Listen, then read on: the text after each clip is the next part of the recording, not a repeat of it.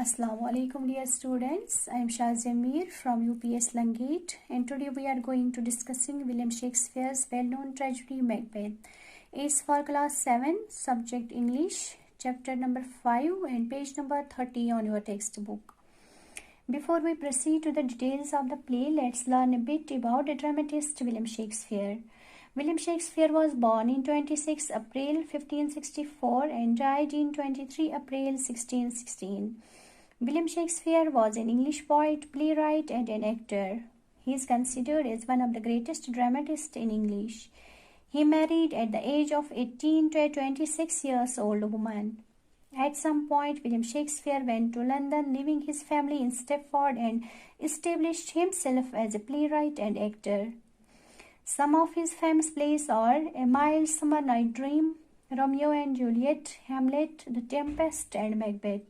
And today we are going to discuss William Shakespeare's well-known tragedy Macbeth. ये story 3 विच से start होती है. विच यानी जादूगरनी, चुड़ैलें जो आपस में बातें करती है. पहली चुड़ैल दूसरी चुड़ैल से पूछती है कि क्या होने वाला है, और दूसरी चुड़ैल उसको यहाँ से कहती है कि हम किसी से मिलने वाले हैं. हम किससे मिलने वाले हैं? हम मैकबेथ से मिलने वाले हैं.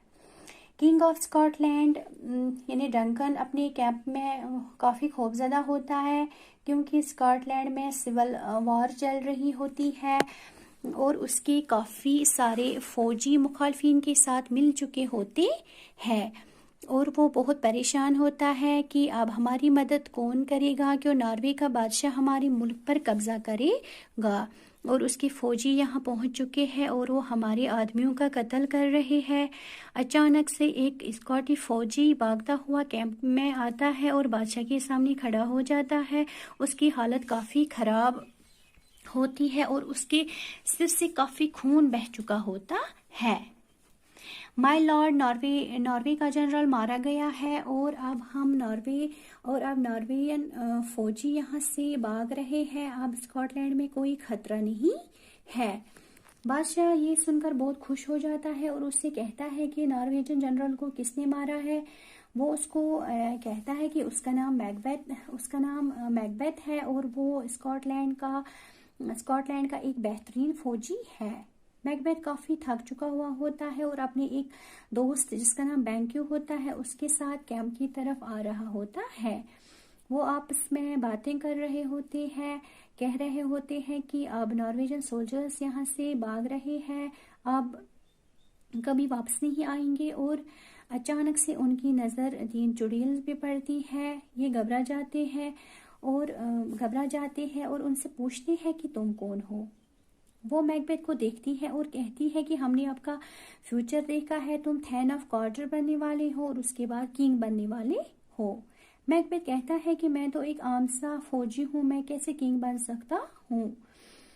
इतने में बैंक्यू उनके साथ बात करता है और उन विच से कहता है कि अगर तुम फ्यूचर देख सकती हो तो मुझे भी कुछ बोलो.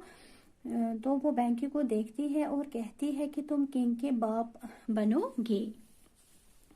इसके बाद ये दोनों इन चुड़ैलों से और कुछ पूछते तो ये तीनों चुड़ैलें वहाँ से गायब हो जाती है.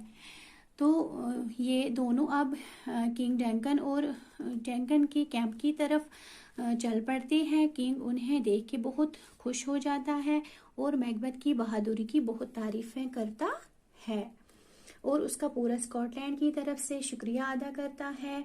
उसके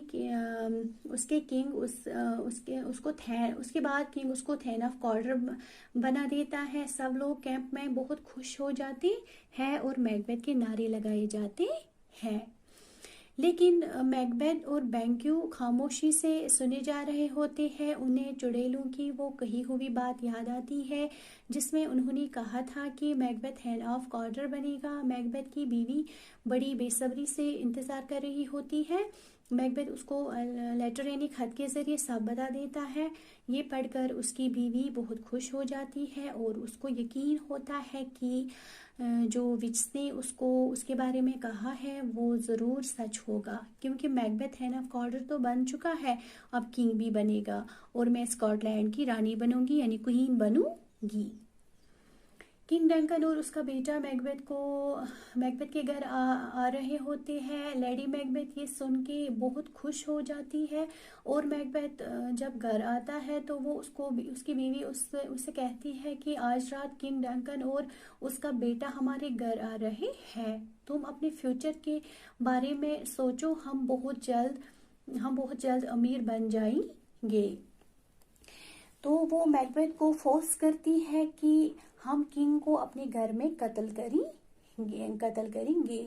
मैकबेथ उसकी बात को इग्नोर करता है और शाम को जब किंग उसके घर आता है और घर की बहुत तारीफें करता है, रात को सब साथ में खाना खाते हैं और मैकबेथ जल्दी से बाहर निकलता है और अपनी बीवी से कहता है कि वो बादशाह को कत्ल नहीं कर सकता है, ये हमारा किंग है और बहुत अच्छा आदमी है। इसकी बीवी इससे कहती है कि जो 3 वीक्स ने आपको कहा था उसका आप कितने साल और इंतज़ार करोगी। किंग के जो 2 सर्वेंट्स हैं जिनको मैंने बहुत शराब पिलाया है, तुम इनका खंजर यूज़ करो ताकि इल्ज़ाम इन्हीं के सर आ जाएगा। लोग यही सोचेंगे कि किंग के जो 2 सर्वेंट्स हैं उन्होंने ही बादशाह का कत्ल किया है, आप पे कोई शक नहीं करेगा। रात को जब सब लोग सो रहे होते हैं तो मैकबेथ किंग के कमरे में चला जाता है और बादशाह को कत्ल कर देता है और वो अपनी बीवी को बताता है कि उसने किंग को कत्ल कर दिया है। इसकी बीवी खंजर लेकर डंकन के रूम में चली जाती है और इसके 2 सर्वेंट्स के हाथों और फेस पे खून लगा कर आ जाती है। सुबह मैकडफ यानी जो बादशाह का एक अच्छा दोस्त होता है, मैकडफ वो बादशाह को मिलने आ जाता है।